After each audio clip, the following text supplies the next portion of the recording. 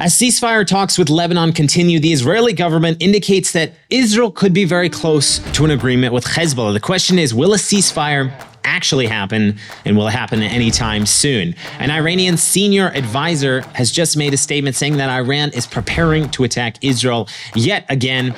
There was a shooting attack in Judea when a terrorist opened fire on a public bus. Miraculously, no one was injured. All this and more, I'm Josiah Hilton, and this is the Israel Guys. Welcome to the Israel Guys, where we believe that in a world of Jew hatred and anti-Israel propaganda, you should have a direct connection to the land and people of Israel. On a light note, before we get started on the show, winter is upon us here in the land of Israel. The weather is changing from fall into winter. We've had colder temperatures here in the central part of Israel for the last several days with lots and lots of rain. And just today, Mount Hermon in Israel's north has received its first snow. Snow is falling up north, and I can only think about the soldiers who are fighting in southern Lebanon, who are very cold up there. Please keep the Israeli soldiers in your prayers as they are fighting, and now in very, very bad weather up in Israel's north and southern Lebanon. So I am sure you guys have all heard by now about the tragic and horrific murder of Rabbi Tzvi Kogan in the United Arab Emirates. Rabbi Tzvi Kogan was a Chabad rabbi in the UAE, and he went missing last Thursday. Authorities suspected a terror-related abduction, but not until yesterday morning was his body found. They found the body of Rabbi Kogan. As of now, his body, I believe, was flown back to the land of Israel. And the UAE has actually arrested 3 individuals suspected of murdering the rabbi. And reports are out that this actually could have been an Iranian conducted. This murder and abduction could have been conducted by an Iranian affiliated terror cell in the UAE. So please pray for the family of Rabbi Kogan, and pray for the protection of Jews all around the world. And if you're Jewish and watching this video, I would encourage you, there's no safer place to be as a Jewish person than living in the land of Israel. I would encourage you to come back to the land of Israel, come home and make Aliyah, immigrate back to the land of Israel. It's the safest place for you in the world. Even if you live in a very Western country, as in the United States of America or in Europe, there's no safer place to be than in Israel, especially right now. All right, so ceasefire agreement with Lebanon could be happening very, very soon, the Israeli government is now indicating. So supposedly, Israel has finalized a ceasefire agreement and is waiting for Lebanese approval. Now, Israeli news is giving conflicting reports about the agreement. Some are reporting that Israel has given the green light to the American mediator, Amos Hochstein, to move forward. He's been mediating between Israel and Lebanon in the ceasefire agreement, but some outlets have given reports that Israel has given him the green light to go and move forward with this agreement that Israel has put forward. And others are saying that no green light has yet been given, but Israel is very, very close to giving that green light, still working on some issues with the proposed agreement. Channel 7 News here in Israel reported, quote, Netanyahu convened a limited security consultation on Sunday evening with select ministers. The discussions focused on the IDF's freedom of action in the Syria-Lebanon border area. According to the sources familiar with U.S. policy, Jerusalem has received assurances from Washington for freedom of action in the event of a breach of the agreement. Now, personally, if you want my personal opinion on this, I'm not too optimistic about a ceasefire agreement happening with Hezbollah anytime soon. There are a lot of things that play in here. So Israel could propose the ceasefire agreement, and it seems like they're working with the Lebanese government as well as with the Hezbollah government. But even if Hezbollah accepts this agreement, and obviously Israel wants very good terms for them, and Israel needs to either maintain security control of southern Lebanon or withdraw and have the option to be able to go back in if any security threats arise. It seems like they've gotten some promises from Washington to be able to do that, but there's a lot of things that play in here. Breaches of agreement don't always end up. Promises from Washington don't always come through in the last minute. They could still condemn Israel for going back into Lebanon if Hezbollah indeed attacks again, which they will again and again and again, because their goal is to destroy the nation of Israel. You also have Iran, who is depending on Hezbollah to fight a proxy war with Israel. Iran has been funding and supplying Hezbollah with weapons. So obviously Iran wants the war to continue because they're using Hezbollah to fight Israel. Obviously Iran has attacked Israel several times directly already, but they want Hezbollah to continue fighting Israel. Also, the U.S. change of power may have something to do with the timing, potentially, of a ceasefire agreement. Obviously, Netanyahu is going to want to be in good graces with the incoming government in the United States, with Donald Trump's administration. And so it's a very good possibility Netanyahu could want to wait until Trump gets into office to make a ceasefire agreement to get on Trump's good side in the American government. The National Security Minister Itamar Ben-Gvir posted on X, not all the government members of Knesset in government are in favor of a ceasefire with Hezbollah happening very soon until Hezbollah is destroyed. So the National Security Minister Itamar Ben-Gvir posted on X, he said, quote, "An agreement with Lebanon is a big mistake, a historic missed opportunity to eradicate Hezbollah. I understand all the constraints and reasons, and it is still a grave mistake. You have to listen to the commanders fighting in the field. Listen to the heads of the authorities. Precisely now, when Hezbollah is beaten and longs for a ceasefire, it is forbidden to stop. As I warned before in Gaza, I warn now as well. Mr. Prime Minister, it is not too late to stop this agreement. We must continue until absolute victory."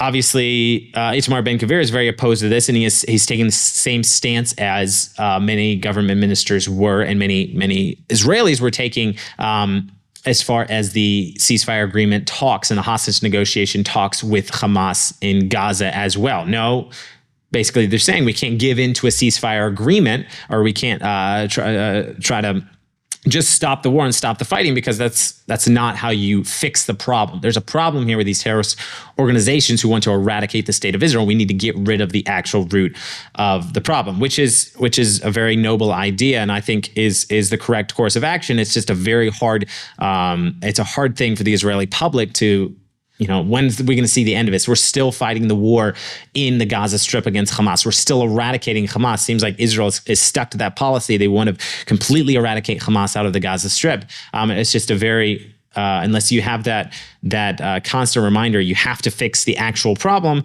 People get tired. People get tired of the war. People get tired of all the announcements of fallen soldiers in Lebanon and in the Gaza Strip, and they lose sight of the actual purpose for continuing the war and continuing to eradicate this evil. Guys, we cannot forget what happened on October 7th. We cannot forget why Israel is currently fighting this war against Hezbollah and Hamas.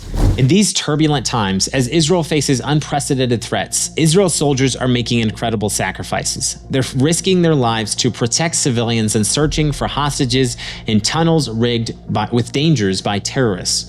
Israel 365 created an incredible piece of art featuring a compelling photograph of an IDF soldier.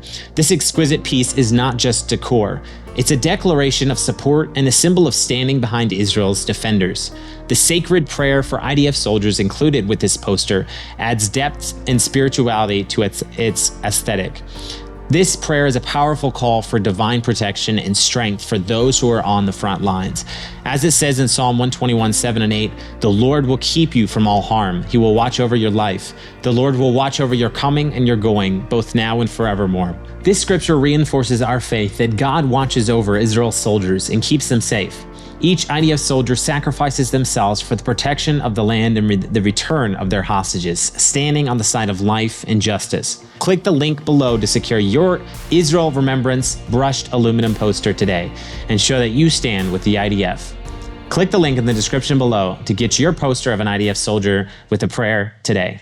Israel is fighting a multi-front war here in the land of Israel, not only just with Hezbollah in the north, Hamas in the south. The Houthis are constantly shooting missiles into Israel from the south east direction there. Also, you have terrorism in Judea and Samaria, which we're going to talk about in just a second. But Iran Also, Israel has to worry about a direct attack from Iran. Reuters reported that a senior advisor to the country's supreme leader, Ali Laja, I won't even try to say that name. I'm sorry, it's Arabic. I don't know how to pronounce Arabic names. But he made a statement. This is a senior advisor to Khamenei, to the supreme leader, Ali Khamenei. He's saying that Iran is currently preparing to attack Israel, or to what he would say is to respond to Israel. So after Israel's retaliatory strike on Iran on October 26th, where they struck many military sites in Iran, missile building sites, things like that, the Iranian supreme leader, Ayatollah Ali Khamenei, vowed to attack Israel, respond to Israel's responsive attack. It gets so confusing. People use the terminology, or what Iran's using the terminology, we have to respond to this attack, which Iran was the one who attacked Israel in the first place. So obviously Israel's attack was a response for a defensive response from the ballistic missile barrages from Iran itself. So since then, the Iranian regime, so right after Israel struck Iran on October 26th, the supreme leader said, we're going to respond to this, and it's going to be harsh on Israel. But since then, the Iranian leadership has been a little bit quiet about its threats to Israel. But yesterday seemed to indicate that Iran might be gearing up yet again for another strike on Iran.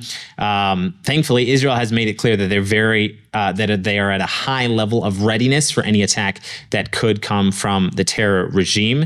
But we don't know what extent this attack could involve. Will it be bigger than what happened on October 1st? Will it be something like what happened back in April with the first ballistic missile barrage? Could it be something completely different? We have no idea.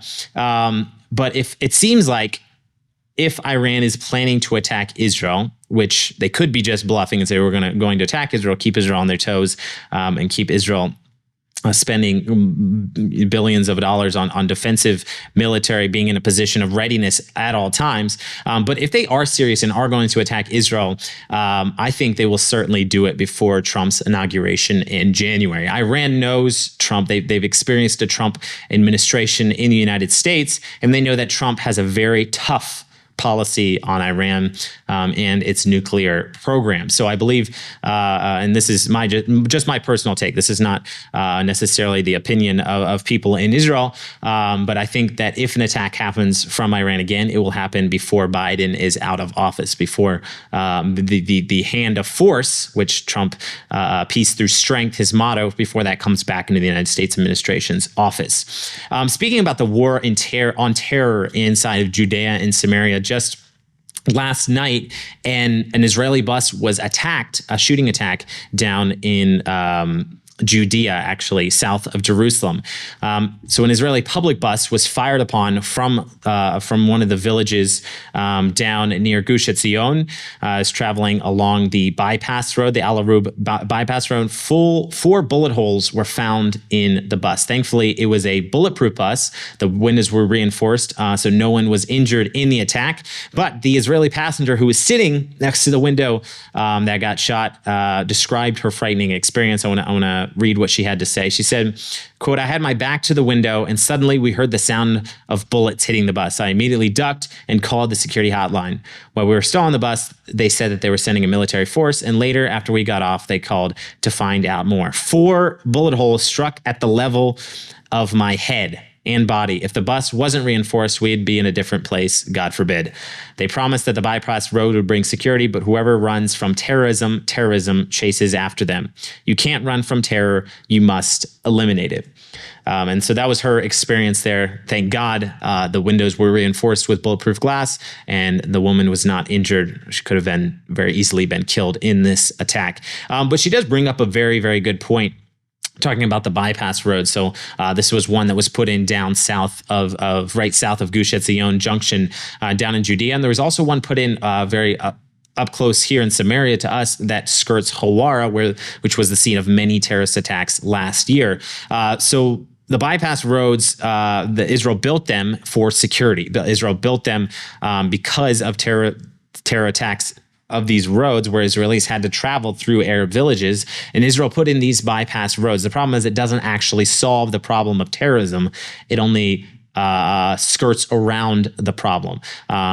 So now there's not as much access to the road to Arabs, but Arabs still want to commit terror attacks against Jews, so they're going to find any way they can. It puts a Band-Aid on the problem. And obviously having a bypass road is great because it helps traffic and all of this, but running from terrorism, as this woman puts it, or pulling out Israeli presence in these Palestinian towns creates a hotbed for terrorism in those places, meaning the IDF doesn't go into those places as much because they don't have to defend Israeli citizens, and then terrorists are allowed to roam more free in those areas. So please, guys, I encourage you to continue to pray for Israel during this time of war, and also pray for the residents living here in Judea and Samaria who faced terrorism on a daily basis, just traveling the roads. If you just think about the craziness of having all the public buses have to be bulletproof. All the school buses have to be bulletproof. Israeli school buses, that is. None of the Arab buses are bulletproof. None of them are worried about an attack from Jews on the road. It is only the other way around. So that we can continue to pray for Israel and pray for safety. Pray for victory in Israel's north with Hezbollah. Pray that Israel will be able to have a decisive victory and not have to give in to a ceasefire and leave the terrorist organization of Hezbollah still alive and well in southern Lebanon. Also pray for complete victory for the Israel soldiers down in the Gaza Strip as well. Guys, thank you so much for watching. Don't forget to check out the prayer for IDF soldiers by clicking the link in the description below. Make sure and subscribe and let me know what you think down in the comments below. As always, stop listening to the lies and propaganda and connect with the truth of what is happening in Israel. We'll be back soon here at the Israel Guys.